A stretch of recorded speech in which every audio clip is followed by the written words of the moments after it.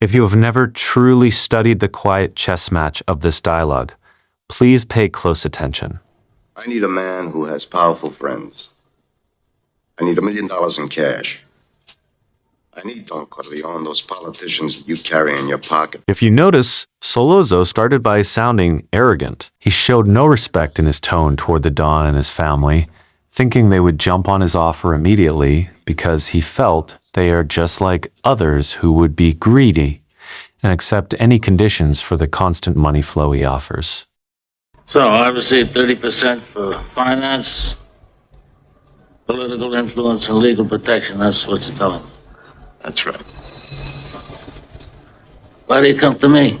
Why do I deserve this generosity? He comes in offering the Corleone family $2 million straight up front.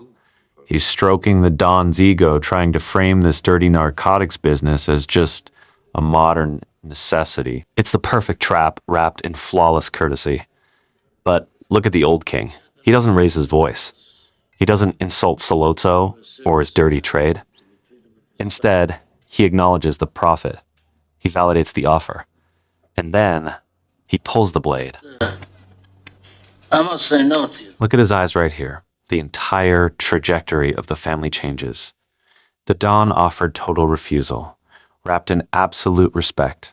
He left his enemy with nowhere to strike by simply stating that his political connections wouldn't tolerate gambling and drugs together. The Don leaves Sollozzo completely powerless. But Sonny committed the ultimate sin. He let an outsider know what he was thinking. Are you telling me that the Italians guarantee our Wait a investment? minute. He showed greed, and he let Sollozzo know that the Don's word was not the only opinion in the room. A kingdom is only as strong as its weakest prince. When Sonny spoke, the illusion of a united front shattered. He let an outsider see the greed beneath the crown. This calm refusal did not start the war. Sonny's tongue did. Sollozzo realized, right here, that if you strike down the old king, the new one will break. So, why is this the greatest mistake in all of cinema? Well, because it shows the exact strategic blunders people make on a day-to-day basis. The lesson here is simple. Don't be like Sonny, seriously. Keep your mouth shut, chew your food, and wait for things to play out instead of jumping at the chance to say your mind. When you really strip away the dramatic lighting, the expensive suits, and the Italian opera music, this whole legendary scene boils down to a very basic, very human reality.